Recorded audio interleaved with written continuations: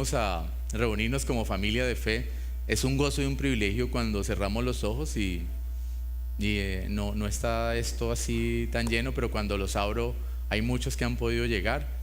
Pero también es un gozo y un privilegio hoy, como familia y como iglesia y como comunidad, poder sentarme y escuchar la palabra. ¿Qué les parece? Los que han llegado, hay visitas, tenemos visitas que son de casa y visitas que están por primera vez. Al final las saludaremos, estaremos al final saludándolos y acompañándonos, pero hoy tenemos el privilegio y para mí el gusto de estar sentadito allí disfrutando de una predicación que viene nuestro anciano y hermano Hernando Murillo para compartir con nosotros, y va a estar aquí entonces al frente.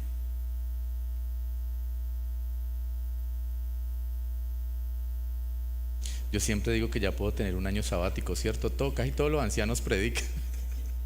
Y hay otros hermanos jóvenes, no por predican también, pero es una muy buena bendición y es un refrigerio para la iglesia que alguien más lo haga, poder escuchar y saber que Dios usa los dones y talentos de estos hermanos. ¿De qué adelantas? Del puntico rojo siempre adelantas. De este siempre, para que no te olvides. Si te olvida como a mí, entonces vamos a orar por Hernando y este tiempo. Nani lo mandó con lonchera. Señor, gracias porque nos das la oportunidad y el privilegio de escuchar tu palabra a través de este varón. Señor, gracias por todo lo que haces en su vida, por cómo lo has preparado, por cómo lo sigues preparando y cómo él se apasiona, Señor, por servirte cada día, Señor.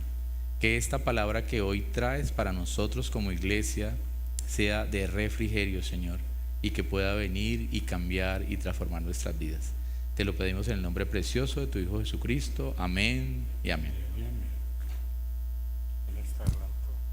Sí. Es para señalar, pero no. ¿No?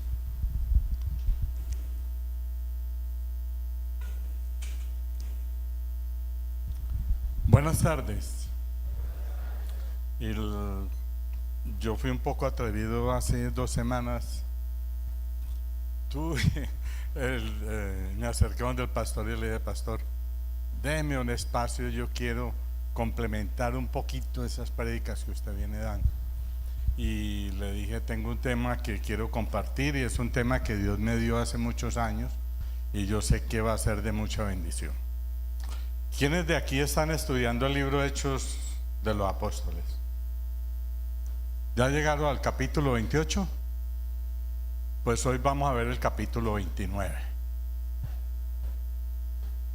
Capítulo 29 del libro de Hechos de los Apóstoles dice: los hechos de los discípulos que dejaron esos apóstoles. Es decir, que hoy vamos a estudiar Hechos 29. Y esos Hechos 29 los vamos a gozar. ¿Cómo? A través de ¿qué? Ese título: con cincel o con pincel. Cuando uno ve esa estructura que está allí, es el pensador, y un hombre está con un cincel y un mazo dándole en su cerebro para tallarlo. ¿Qué es lo que queremos hacer hoy? Queremos seguir esta serie que el pastor nos viene enseñando, con transformando nuestras vidas. Pero esas series, a veces cuando uno viene y las escucha, como que se les olvida un poco, hasta que llega un detalle. La serie, cuando se empieza a enseñar, pregúntesela si es para usted. Yo les voy a dar el primer título del pastor: ¿a quién usa Dios? De aquí, como el burro adelante patea, a yo, a mí. ¿A quién usa Dios? A mí. Dando pasos de fe fue la segunda. Y yo digo: sí, yo soy un hombre de fe. Yo me levanto cada día por fe. Cuando me levanto voy por mi café y después sigo con fe. Pero me gusta dar pasos al vacío. Yo soy un hombre que da pasos al vacío de una manera irresponsable, diría yo. Pero tengo una ventaja, y es la tercera de esta enseñanza. si tu presencia va conmigo. Dios siempre está a mi lado. ¿Saben por qué? Porque es mi Padre. Cuando Dios es mi Padre, me ampara y no me desampara, me cuida, me protege y me provee. Por eso su presencia siempre va conmigo. Tu llamado es más grande que el lugar donde estás. Sí, hoy me tiene aquí, pero Él me tiene para cosas más grandes. Él me tiene para predicar, llevar mensaje y ser un verdadero pescador de hombres, para traer personas a los pies de Cristo. Y la última fue hace 8 días, transformados para transformar, y esa es la de hoy. He sido un hombre transformado y yo lo que quiero es apoyar al pastor en su misión para transformar. Pero ¿qué es la transformación? Y eso quedó muy claro. Transformar no es dar un paso de nuevo, iniciar y borrar y cuenta nueva, no. Transformar es simplemente hacer diferentes las cosas que nosotros vemos, tomamos, hacemos o pensamos. Hemos tenido tiempo de reflexionar en esas cosas que nos enseñó el pastor. Es bueno tener eso siempre presente. Nosotros nacimos con una forma. Cuando venimos al mundo, el mundo que nos da nos conforma, pero a través de la vida nos deforma y solo Dios nos transforma. Y eso es lo que hacemos, quedar en las manos de Dios para ser transformados, para que eso que nosotros hemos vivido no quede en el pasado, no, quede como un presente, pero si hay un cambio. No es un inicio, es la forma de ver las cosas diferentes a partir de cuando uno tiene esa transformación con Dios. Y hay un reto. ¿Cuál es el reto?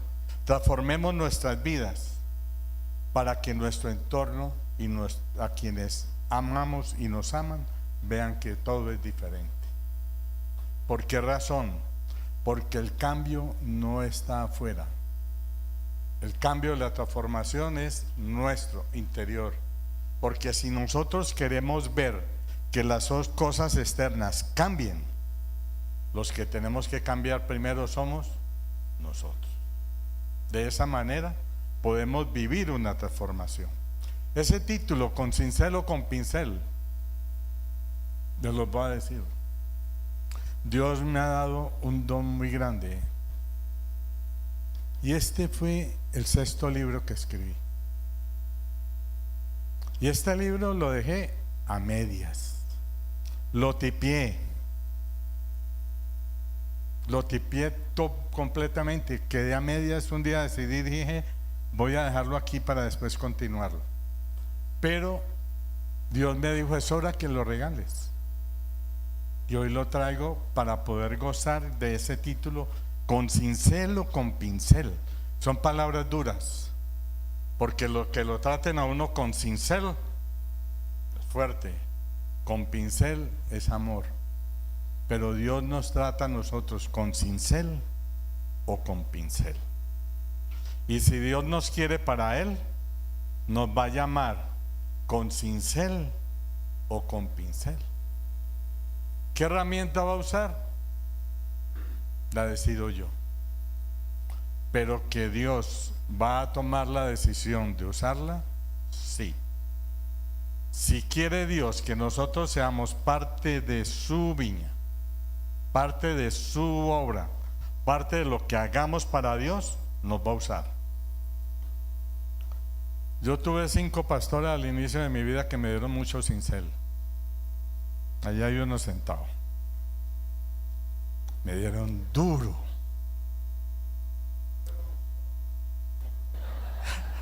Carlos Humberto Sierra, Richard, José Brown, Carlos Darío, y el otro ahora no lo tengo muy presente porque estos 4 me dieron al alma. Cogieron a este hombre, sí, muy rudo en la palabra, conocedor un poco de ella, pero me dieron palo y seco, mejor dicho. De aquí me tienen por él. Por él estoy yo aquí. Entonces, lo que vamos a ver hoy será algo inolvidable, sí. Y mire el título es bien interesante, se busca. Y cuando dice se busca es vivo o muerto. Aquí no, aquí Dios busca personas vivas. ¿Para qué? Para que tengan vida eterna. ¿A quién? Y aquí vuelvo a los pronombres. Josué 24:15. Pero yo y mi casa serviremos al Señor. Entonces, ¿a quién busca? A yo y mi esposa que servimos al Señor. La pregunta es, ¿a ustedes y su casa quieren servir o sirven al Señor? Y me voy con los pronombres. Yo, tú, él o ella sirve en su casa para el Señor. Nosotros servimos a la casa del Señor. Ustedes sirven a la casa del Señor. O ellos sirven a la casa del Señor. Es decir, ¿a quién busca el Señor? A todo pronombre. Yo, tú, él, ella, nosotros, vosotros y ellos. A todos y cada uno. ¿Qué recompensa vamos a tener? La salvación. Es la única y es la más grande que podamos obtener de Dios. Por tanto, esto es para cada uno. Dios te conoce desde antes que nacieras. Y este versículo sí que tiene trascendencia hoy. Porque antes de que nacieras, Dios ya había escogido que fueras parte de su redil. Solo que no nos hemos dado cuenta, ni tampoco lo hemos gozado ni disfrutado. Cuando uno no se da cuenta de lo que tiene, realmente no lo aprecia y lo desprecia. Así que antes de que te formase en el vientre te conocí, y antes de que nacieras en el vientre te santifiqué. Y como el burro adelante patea, yo diría, Hernando, antes de que Dios me formase en el vientre de mi madre ya me conocía. Y antes de que naciese yo, Dios ya me había santificado, es decir, me había llamado para ser parte de su reino y para ser mensajero de su palabra. Y así me apropio yo. Y es una palabra que yo llevo de corazón, de mente y de espíritu. Es decir, ahora, ¿a quién se busca? Aquí viene algo muy interesante. Jesucristo, como enseñaba todos sus mensajes en su magra mayoría, parábolas. La parábola es simple y llanamente algo así. Nos trae a la mente hechos y cosas reales para describir una acción y sus resultados espirituales. Entonces el pastor se preguntaba,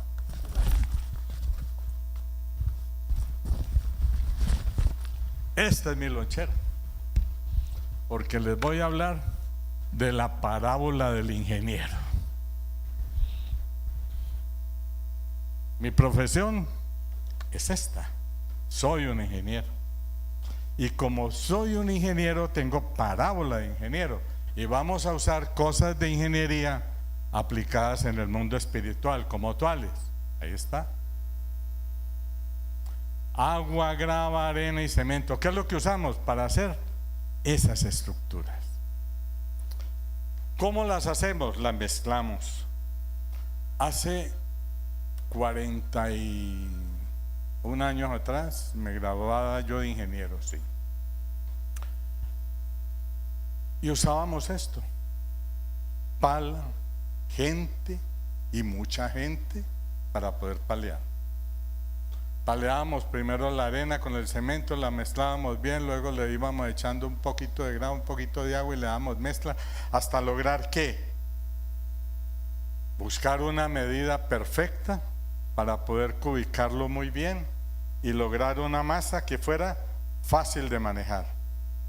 Y esa masa igualmente la transportábamos y hoy día lo transportamos en carreta de esta manera. Pero la izamos o la vaciamos con baldes, lo que hace que sea un trabajo muy arduo, muy lento, muy pesado y muy cansado. Pero logramos estructuras finas. Eso es la ingeniería. Es un mundo en el cual nosotros usamos todo lo que Dios nos provee para nuestra vida, pero me dice Él, tú haces cosas y te esfuerzas demasiado, ¿por qué no buscas algo que te ayude? Y me mandó una mezcladora. Y Dios me dice, con eso puedes apurar un poco más tu obra, puedes llegar a más gente, puedes lograr más comunicación, puedes hablar más, puedes llegar a más personas. Y le digo, sí Señor, perfecto. Y me quedo con la mezcladora y lo que hago es rendir, pero me quedo en los rudimentos que tenía, en la misma carreta, el mismo balde y el mismo trazado. Las cosas viejas pasaron, todas se hicieron como siguen haciéndose y seguirán haciéndose como yo estimo que deben hacerse. Eso es esa figura. Aunque Dios me diga que mis cosas viejas pasaron, yo las mantengo iguales. Y vuelve y me repela y me dice, cambia. Perfecto, Señor. Me manda algo, tecnología, una tecnología excelente. Ya tengo donde preparar mi concreto, tengo manera de vaciarlo de una manera más fácil, tengo manera de transportarlo y en volumen. Antes hacía 10 metros cúbicos con pala, después con la mezcladora podía 50, con esto hago 500. Es decir, llegó a más. Eso es mi vida como ingeniero, pero igualmente mi vida profesional como tal. Y yo qué le digo, Señor, ¿y ahora qué? ¿Qué más sigue? Me dice, pues, ya no vas a usar tu balde, ízalo. Llévalo con una motobomba, ve más lejos, se extiende más. En menos esfuerzo vas a poder regarlo con más forma. Igualmente, usa la tecnología. Ya no necesitas hacer esos encofrados para hacer las paredes. Usa el hormigón lanzado y procura las estructuras. Se hacen más rápidas, más limpias. Y utiliza todos estos elementos para que pueda llegar a más y más y más personas. Esa es la ingeniería. Pero también la ingeniería va a tener un golpe. Nos va a llegar la inteligencia artificial. Vamos a estar aquí y vamos a estar nosotros, sí, muy cerca de ella, y no solamente cerca de ella, sino también vamos a tener que usarla, porque si no la usamos, nos colgamos. Es decir, la inteligencia artificial nos va a transformar o nos va a deformar. Pero ¿quién escoge cómo es lo que va a hacer con nosotros? Yo. Soy yo quien escoge. Esta inteligencia artificial es buena, peligrosa, es segura, es confiable, no lo sabemos. Depende de cada cual. Y como decía al inicio en Romanos 12, no os conforméis a este siglo, y no transformaos por medio de la renovación de vuestro entendimiento, para que comprobéis cuál sea la buena voluntad de Dios, agradable y perfecta. Si nosotros transformamos nuestras cosas conjunto con Dios, veremos siempre la voluntad de Dios puesta en ella. Pero si Dios no está presente en la ecuación, definitivamente nos va mal. Es decir, ¿es para bien o para mal? Pero yo diría que sí, porque yo hago uso de una herramienta muy chévere que es el Google. Hey Google, y yo le digo, hey Google, llamar a mi amada esposa. No sonó, ¿sí ves? Pero yo le hago así, le digo, ole.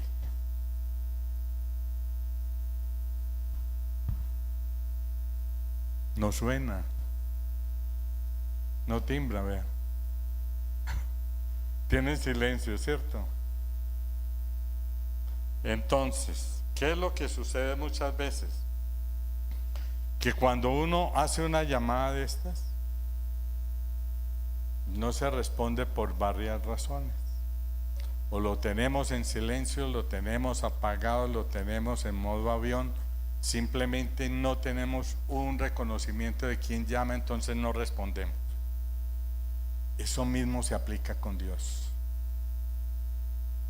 Dios nos está llamando siempre. ¿Estamos atentos a la llamada que nos hace Dios? Normalmente no. Pero si mi identificador de llamadas me dice que es Dios quien llama, les aseguro que nosotros respondemos de manera expedita. Lo hacemos, ¿cierto? Entonces, vean, ahí me llamó mi esposa. Ella supo que yo la había llamado, entonces me devuelve la llamada. Gracias, mi amor. Y yo les voy a decir a ella algo de ella muy especial. Yo la conocí un 29 de diciembre de 1979 y yo diría que eran por ahí la 1:30 de la tarde. Tengo ese detalle, pero así. Yo la vi entrar y yo creo que ella ni me miró. Es sobrina Adriana, sobrina Fátima es de Adriana. Allí la conocí en la casa de los papás de Fátima, con unos primos de ella que vinimos de Armenia. Y desde ese día yo dije, Dios tiene algo, y conversamos luego y decidimos, sí, a muy corto plazo, tomar una relación seria. Esa relación seria tiene 40 años de matrimonio, que cumplimos ahora en diciembre, sin hijos. Ella me adoptó, yo la adopté. 4 años de matrimonio, 4 años de noviazgo, 40 de matrimonio. Y yo les digo que son los años más felices de mi vida. Y con ella vivimos la experiencia más hermosa en el punto más difícil de nuestra vida, y lo decidimos que fue la época más hermosa de nuestra vida, que fue a 4.000 metros de altura, al lado de un nevado, viviendo en una casita pequeña, con escasos recursos. Al lado de esa casita era una obra de ingeniería, sigo siendo ingeniero allí, una obra de ingeniería muy grande, la más grande del Ecuador en ese momento. Pero decidimos hacer nuestra vida con Dios. Levantábamos 5 de la mañana en pleno invierno en esa ciudad, población, poblado, Papayacta, al pie del Nevado Antisana. Amanecíamos con nieve, 2 climas, invierno y diluvio. Eran los 2 climas que tenía. En un invierno único, llegábamos a las 5 de la mañana y orábamos, Señor, hoy vamos a fundir, abre tú los cielos. Y salía el sol espectacular en un invierno y fundíamos. Los contratistas nuestros, Techin, una de las empresas más grandes a nivel mundial, decían, es imposible que a ustedes se les abra el sol. Sí, es imposible para el hombre, pero no es posible, todo es posible para Dios. Una obra de 7 meses la hice en 5, porque Nehemías 16:6 lo dice, 6:16. Toda esta obra fue hecha por la mano de Dios, de nadie más. Porque allí yo fui el ayudante y Dios el gran ingeniero, y Él hizo esa obra. Entonces, cuando yo llego aquí, vuelvo a tener esto. El Señor modeló a Hernando en arcilla del suelo y sopló en su nariz un aliento de vida, y así Hernando se convirtió en un ser viviente. ¿Qué es esto? Es simple y llanamente algo. Hubo un cuerpo, y ese cuerpo era arena y grava. Pero hubo un aliento de vida, ese ADN, ¿qué era? Agua y cemento. Sin el agua y el cemento, la arena y la grava no son nada, no tienen forma, no tienen rigidez. ¿Qué sucede? Ustedes ven esto. Vamos a asimilarlo a las columnas. Nosotros somos unas columnas como esta. Estamos diseñados para resistir cargas. Un ejemplo, esa columna. Y esa columna ha sido un poco conversada, ¿cierto? Y dicen, para muchos innecesaria, para otros muy grande, quizás incómoda, pero para todos ustedes, seguridad. Eso es esa columna. Y esa columna, cuando pasa el tiempo, nosotros lo que vamos haciendo es que las cargas nos van deteriorando y nos van dando golpes y nosotros estamos perdiendo forma, pero igualmente estamos perdiendo geometría. Y como perdemos geometría y no lo hacemos al modo de Dios, sino al modo nuestro, le cogemos un poquito de pañete, le ponemos encima y lo resanamos y tratamos de dejarlo lo más bonito como esto. Pero el tiempo pasa y las cosas tienen consecuencias y se colapsan. Esa es nuestra vida igual, de esa misma, igualita.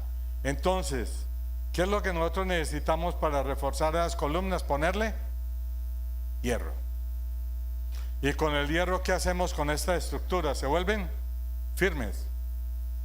Si mi cuerpo es el concreto, ¿cuál es el símbolo químico del hierro? ¿Cómo? Fe, pero si se dice seguido, ¿cómo se llama? Dígalo más rápido. Fe. El concreto sin hierro no es nada y yo sin fe soy menos. Esa fe es la que ese hierro permanece y está en mi cuerpo, que es ese concreto, pero sin esa fe yo no puedo hacer nada. Esa columna se sostiene, sí, por el concreto, pero ¿quién le da la máxima resistencia? Yo me sostengo como esa columna, pero la máxima resistencia que tengo yo es la fe con Dios. ¿Sí estamos? Entonces, la fe no hace que las cosas sean fáciles, hace que las cosas sean posibles. Y aquí entramos en algo, con cincel o con pincel de nuevo. Aquí ya entramos, ya me quito mi parábola, quedo como un civil. Con cincel o con pincel, un hombre que trabajó este arte, ¿quién fue? Miguel Ángel Buonarroti, pintor y escultor, grande en la historia, mucho. ¿Qué sucede? De modo que si alguno está en Cristo, nueva criatura es, las cosas viejas pasaron, he aquí todas son hechas nuevas. Nosotros cuando decidimos con Cristo somos esa figurita así en blanco. Una decisión, ¿cuál? Tomar. ¿Para bien o para mal? Porque lo tengo en blanco. La pregunta es, ¿qué hacer? Y aquí viene la segunda parábola, que es la parábola del cincel.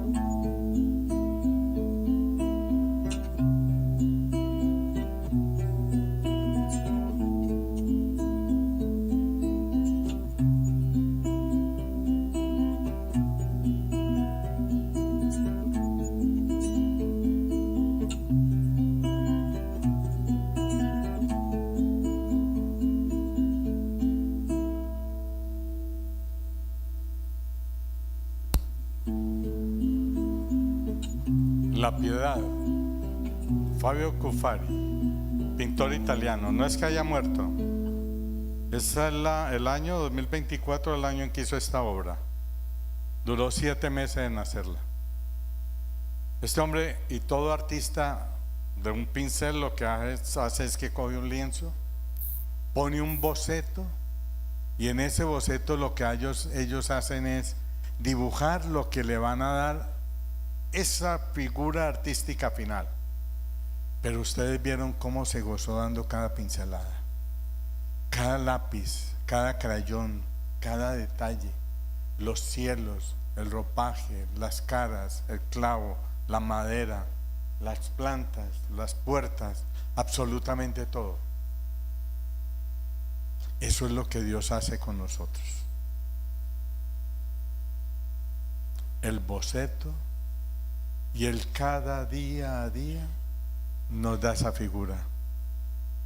La figura es hermosa, ese cuadro es hermoso, la piedad. Lo escogí porque estaba el proceso en que el pintor mostraba hasta el cansancio que tenía cuando iba a dar sus trazos. Así es Dios con nosotros. Dios se cansa. Dios se cansa con nosotros, pero no deja de dar pinceladas. Y cuando seamos nosotros su obra maestra, simple y llanamente nos va a poner: hijo mío. Y cuando llegues a la presencia del Señor en el juicio de final, van a decir: sigue derecho, porque eres parte del reino y del libro de vida. Pero esas pinceladas son necesarias. Ahora se busca. ¿A quién? Un escultor. ¿Por qué? Vamos a hablar la parábola del pincel. ¿Quién? El David de Miguel Ángel. Una de las obras más maravillosas del mundo. ¿Quiénes la han conocido? ¿Han ido por allá a verla? Majestuosa, hermosa. Pero me tocó hacer algo para traerla.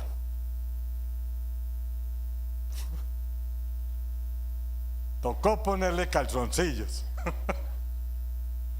Porque ¿cómo traer a Miguel Ángel chulo aquí a la iglesia? Ni modo. Al David. Entonces, ¿de dónde nace? Él nace de una mole de mármol. Es una mole de mármol que medía en su entonces año 1461, 5 metros de largo y 3 metros de ancho, y se llamaba El Gigante. La llevaron desde Carrara hasta Florencia, por el mar Mediterráneo y por el río, para llevarla hasta allí. Cuando llega allí, se la dan a un escultor para que haga una obra maestra de los personajes del Antiguo Testamento, porque querían hacer unos 2 estatuas. Ya llevaban 2 hechas, faltaba una tercera, y esa tercera era un David, y llamaron a un hombre escultor a que lo hiciera, y cuando cogió esa mole le hizo un hueco al centro, y cuando le hizo el hueco al centro vio que era inservible, trató de mejorarla aplicándole más a los lados. Es decir, que la inexperiencia de ese hombre, lo que era una gran mole, la volvió inservible. ¿Ustedes me van a hacer un favor? ¿Van a imaginarse esa parábola en sus vidas? Que nosotros somos esa mole, que por la inexperiencia nuestra hemos hecho cosas que no son convenientes y estamos haciendo daño a nuestra vida en esa mole. Por la inexperiencia nuestra, esa mole entró en discordia. ¿Por qué? Porque 25 años más tarde volvieron a llamar a unos escultores para que recrearan el David. Todos ellos llegaron e invitaron a Miguel Ángel Buonarroti también, y él dijo: yo quiero hacer esa obra. Los demás, entre ellos estaba también Leonardo da Vinci, todos pelearon por hacerla, pero solo hubo uno que ganó esa contienda, y fue Miguel Ángel Buonarroti. ¿Por qué razón? Ya lo vamos a ver. Pero cuando Miguel Ángel supo de esa mole, se fue al sitio donde la tenían expuesta, guardada. Era un patio, tirada en el barro, con hierba, no servía. El hombre que cuidaba allí ese salón o ese sitio donde estaba la piedra, le decía: Hombres inexpertos vinieron, la labraron, la trabajaron, le echaron cincel, mazo y la deterioraron. Eso no sirve para nada, es inservible. El bicho nos dice a nosotros que nosotros somos inservibles, porque tenemos hecho un hueco aquí en el centro que nosotros mismos hemos hecho, hemos deteriorado, hemos desgastado, hemos acabado, ¿cierto? Pero moldeados por el artista, él esculpió esto. Y le dijeron al final: ¿usted cómo hizo para esculpir esto? Dijo: muy simple, la imagen estaba en la piedra, yo solo le quité lo que no servía. Y eso hizo, le quitó la pantaloneta. Voy a hacer algo aquí y vamos a escuchar una corta alabanza muy pequeña.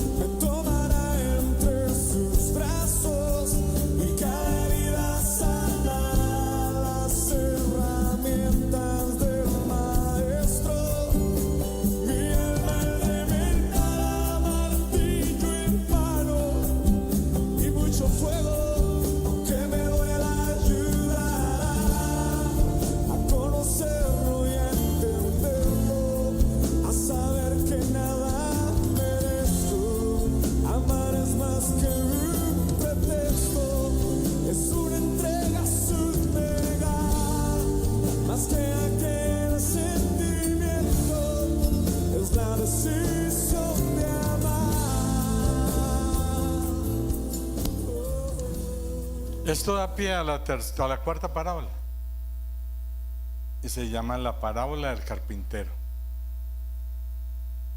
Y para esto, pues, yo tengo que hacer uso de una tecnología también, y voy a compartir mi púlpito con un hombre experto con el cincel y el pincel, y lo estoy llamando porque quiero que venga y me acompañe.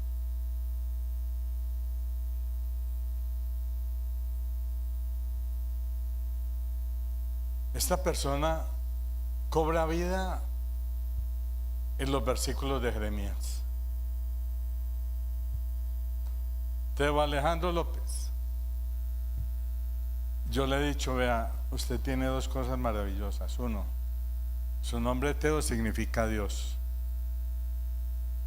y sus manos tienen el oficio que ejercitó Jesucristo: carpintero. Y si alguien puede hablar sobre la parábola de un carpintero, es quien realmente ejerce eso. Pero yo quiero no orar por él, porque sí se busca ¿a quién? Un artista del lienzo y un artista de la madera, y ese hombre es Teo. voy a orar porque Dios puso esto en mi corazón para él. Porque él me decía, yo no me subo a ese púlpito. Yo no me subo. Sí, bueno. Entonces le dije, mi hermano, esto te dice el Señor. Vino pues palabra del Señor a mí, diciendo, antes de que te formase a ti, Teo, en el vientre te conoció, y antes de que nacieses te santificó y te mandó por profeta a naciones. Y tú le dijiste, Señor, he aquí no sé hablar porque soy muy niño, no conozco la palabra. Y él te dijo, no digas soy un niño, porque a donde te envíes tú irás. Dirás todo lo que el Señor te mande. No temas delante de nosotros que estamos aquí, menos con los que están allá viéndote por la web, ¿cierto? El Señor dice, no temas delante de ellos, porque contigo estoy para librarte cada día. Y extendió Jehová su mano y tocó su boca y le dijo, he aquí he puesto mis palabras en tu boca. Así que el mensajero está aquí, el mensaje es de Dios. Muchas gracias, Hernando. No.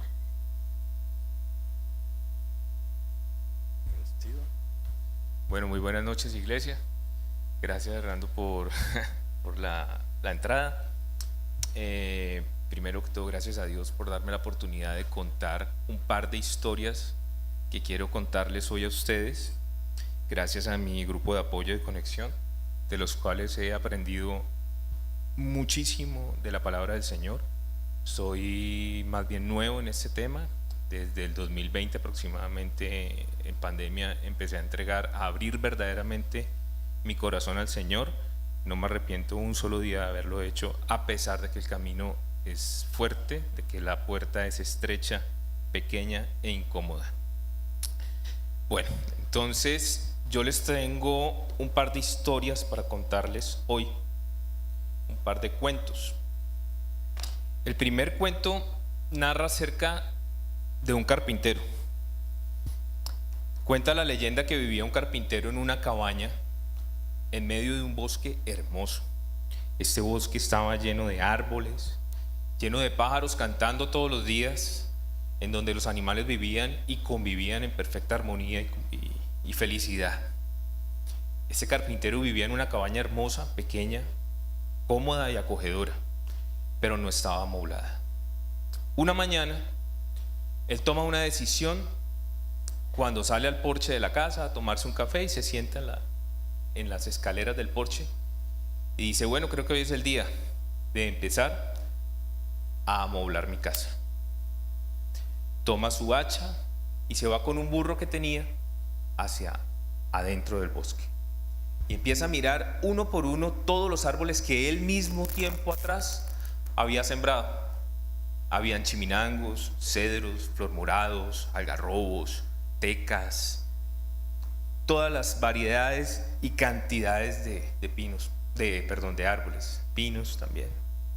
Los tocaba cada uno en su corteza rugosa, los golpeaba, los revisaba, qué tan altos estaban, qué tan anchos estaban, y tomaba sus decisiones. Finalmente empezó a talarlos, uno por uno. Cogió con su gran hacha y con todo el amor que podía emanar de él, los taló y con su pequeño burro los llevó hacia un taller que tenía en la parte trasera de su casa, de su cabaña. Ese taller era hermoso, envidia de cualquier carpintero y de cualquier manufacturero que pudiera haber en la región, pues tenía las mejores herramientas, tenía desde las motosierras que hacían tanta bulla y que son tan rígidas al cortar la madera, como también tenía las más finas lijas para dar los más finos acabados a todas sus obras. Él visualizaba con cada árbol que llevaba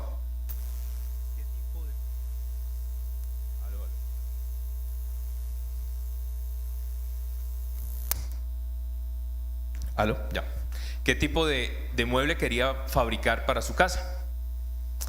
Así que un día tomó un cedro, lo llevó al taller y empezó. le quitó la corteza, que es la parte más externa de los troncos. Sigue en la parte interna de un tronco, es el duramen, es la parte que realmente utilizamos nosotros los carpinteros, la que nos interesa para la fabricación de los muebles. Y la parte que está entre la corteza y el duramen se llama alburia. Es una parte que es más propensa al ataque de los gérmenes y que no es una madera tan buena. Entonces este carpintero, con mucho amor y mucha dedicación, empezó a quitar la corteza de aquel cedro que era grande, grueso y fuerte, y le daba gusto trabajar en ese árbol. El cedro se dejaba levantar fácilmente su corteza. No tuvo que utilizar ni el hacha ni la motosierra, sino herramientas muy suaves, muy maleables, hasta que finalmente lo dejó en un tronco. Lo puso a un lado y lo puso a secar y regresó al bosque. Esta vez escogió un chiminango.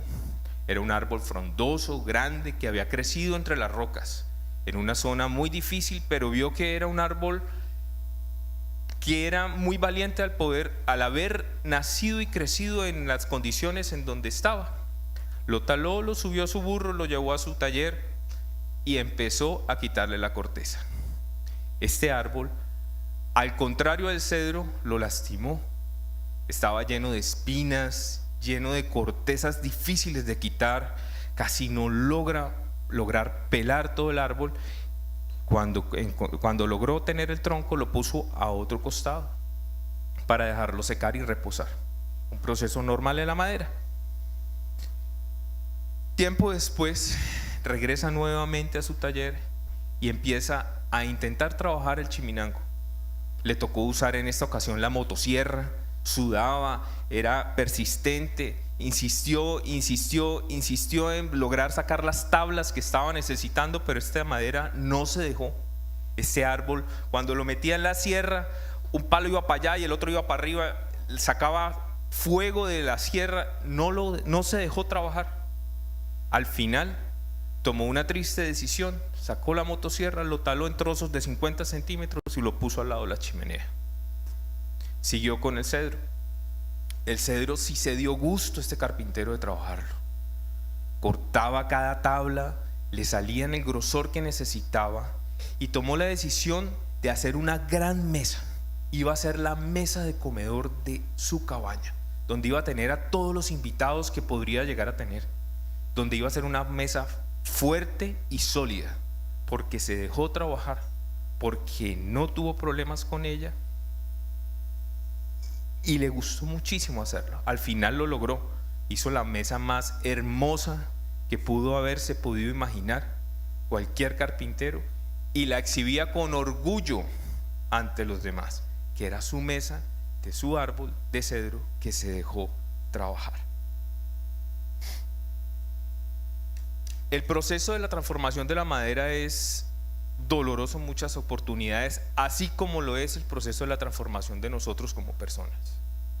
Tal vez será Dios un carpintero que nos estará utilizando a todos y a cada uno de nosotros, y de nosotros depende qué tan dura sea la herramienta que Él tenga que usar para lograr su propósito con nosotros. Eso es algo que solamente cada uno lo sabe en lo más profundo de su corazón. Y de nosotros mismos depende que Él venga y utilice la herramienta idónea para que logre transformar nuestros corazones, para que sean del gusto de Él, como Él los quiere. Yo hoy doy gracias a Dios que Él vino y tocó el tronco de mi vida, porque yo era un hombre realmente terco. Estaba lleno de rugosidades, lleno de defectos, lleno de pecados, lleno de tantas cosas que no me dejaban malear. Él me arrodilló a mí con la pandemia y me tiró al piso con el paro que hubo. Y hoy doy gracias a Él y la honra y la gloria a Él por haberme transformado y seguir haciéndolo en este proceso tan doloroso de cambio, que tengo la fe y la esperanza y la convicción y seguridad de que llegará el momento en que mi madera, que espero que sea la que Él está esperando que sea tan noble y sea tan buena que logre hacer su propósito en mi vida, me mire con orgullo y me muestre a los demás. Igualmente, muchas veces las personas nos sentimos afligidas por tanto problema que tenemos en la vida, tantas cosas que tenemos que solucionar, tantas cosas que no entendemos, el por qué le pasan cosas malas a gente buena, como dicen los libros de supermercado. ¿Por qué le pasan tantas cosas malas a las personas buenas? Tal vez porque es el mismo Dios que nos está puliendo de la mejor manera para lograr sacarnos adelante y hacernos dignos de su propósito.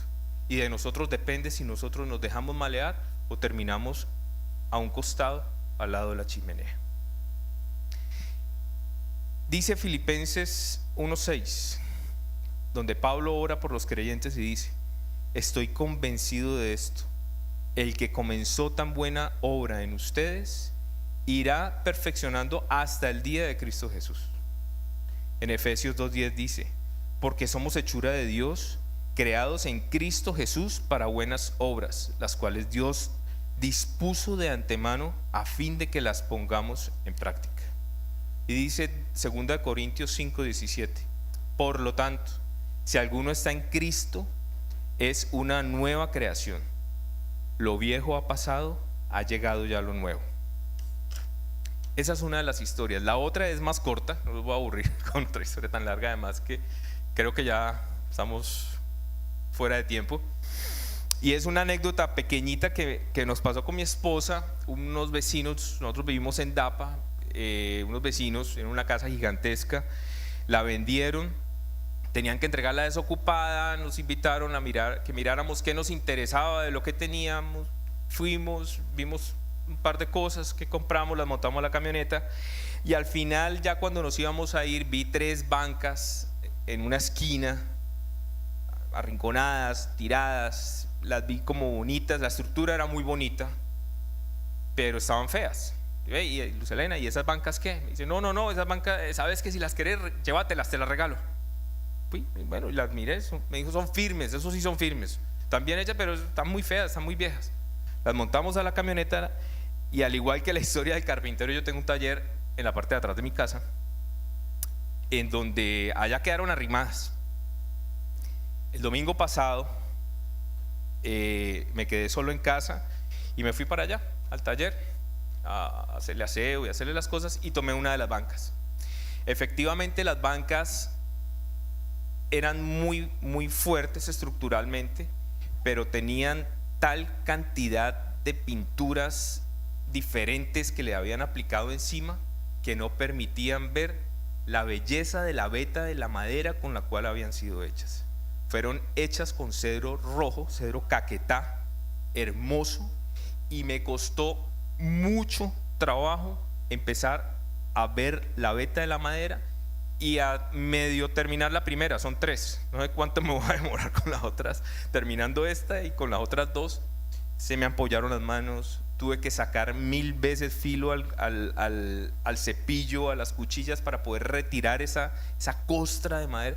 Pero finalmente, cuando ya la empecé a ver, está quedando hermosa, es realmente hermosa. Asimismo, pienso yo, es nuestro Señor Jesucristo, nuestro Dios Jehová y nuestro Espíritu Santo, que viene a nuestras vidas y nos rescata de un rincón donde hemos sido tirados y abandonados, y hemos por nuestro propio libre albedrío, en esa época donde no teníamos a Jesús en nuestro corazón, o también teniéndolo en el corazón, porque eso no son mentiras, nos metemos tantas cosas del mundo encima que tapamos realmente y dejamos que los demás olviden quiénes somos en lo más profundo del corazón, de qué madera estamos hechos. Y cada uno de todos ustedes, de todos los que estamos acá, somos un milagro, un gran milagro que nuestro Señor decidió que se hiciera, y es un milagro de Él, no es nuestro, ni biológico, ni de mi papá, ni de mi mamá, ni de su papá, ni de su mamá. Es Él el que nos escogió, porque científicamente está visto que el espermatozoide más rápido no es el que entra dentro del óvulo de la mujer, es alguno de los más rápidos. Así que yo me imagino a Dios en ese momento diciendo, con su plano de persona, así como cuando yo hago un mueble, lo voy a hacer así, así, así, pero voy a escoger y entre 700.000 millones este es, ¡pum! Y ese es usted, cada uno de ustedes. Así que no es una consecuencia que estemos aquí sentados por la gracia de Él, y que Él haya venido y tocado la puerta de cada uno de nosotros por su gracia, porque quiere un propósito que tiene muy claro con cada uno de nosotros. Solo que nosotros, con nuestro libre albedrío, nos llenamos de costras en donde no dejamos ver quién realmente somos, de dónde venimos, para qué vinimos, para quién estamos y a quién debemos honrar y cuál es nuestra prioridad, que lo es Él.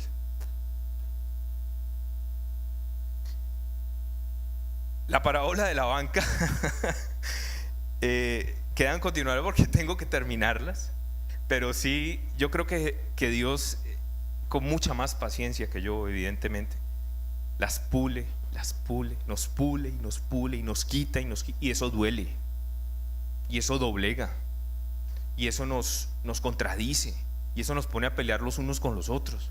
Pero al final del ejercicio, como Jesucristo lo dijo, Él lo que mira es nuestros corazones, y allí nosotros tenemos que dar nuestra milla extra, y es: listo, Señor, tú miras mi corazón y yo quiero tener un corazón conforme al tuyo, pero yo quiero que tú me hagas conforme a ti, y dar esa pelea interna todos los días que tenemos, desde que abrimos los ojos hasta que los cerramos, para perfeccionarnos, como pulirnos como el diamante bruto que somos todos. No bruto diamante, sino diamante bruto. Correcto. Tenemos que dejarnos moldear de Él. Si rompemos ese esquema y adicional lo hacemos con las personas que más amamos, para los que tenemos hijos, sabemos que uno de los grandes amores del ser humano son los hijos. Si nosotros logramos romper ese esquema y le transmitimos eso a ellos, ellos van a sufrir mucho menos de lo que nosotros sufrimos. Si les enseñamos a ellos a ser ese cedro que Dios quiere que todos seamos, a mostrar esa nobleza y dejarnos llevar por el camino que Él quiere que nos lleve, ellos van a sufrir menos que nosotros. Y esto es muy sencillo de hacer. Simplemente tenemos que pastorear sus corazones, entrenarlos a un mundo hostil como lo es hoy en día, sin que ellos sean hostiles, sino que tengan la mejor herramienta que pueden tener, que es la palabra de Dios en sus corazones. Esas son las dos historias que tenía. Y bueno, muchas gracias por escucharme. La gloria es siempre para Él.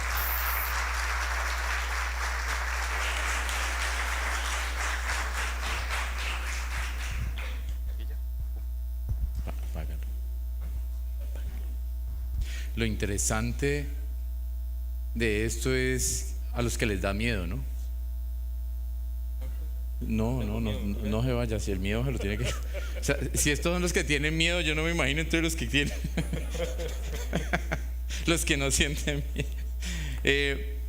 Bueno, como iglesia, gracias por decidir recibir lo que el Señor está haciendo en la vida de personas, de cada uno de ustedes, que en un momento especial y en momentos especiales, pandemia o la situación que sea, Dios ha podido venir y hablar al corazón, porque ningún ser humano lo va a poder hacer tal cual como Él lo hace. Y desde nuestra experiencia o desde nuestra don de servicio y trabajo, poder aplicar la palabra. Que el Señor bendiga la vida de Hernando, que el Señor bendiga la vida de Teo. Y yo creo que ahora sí lo he dicho, el año sabático se va a dar. Esta vaina se... Hay más miedosos que se quieran subir aquí, bienvenidos. Bienvenidos todos esos miedosos, pero es el deseo del Señor levantar una comunidad, un grupo de personas que quieran hablar desde su interior. Y como decía Teo, propósito, y Hernando, la fe. La fe es algo que hace posible lo que parece imposible, y el propósito es que Dios construye en vidas que parecen no tener sentido, pero que Dios utiliza. Gracias, Teo. Dios te guarde.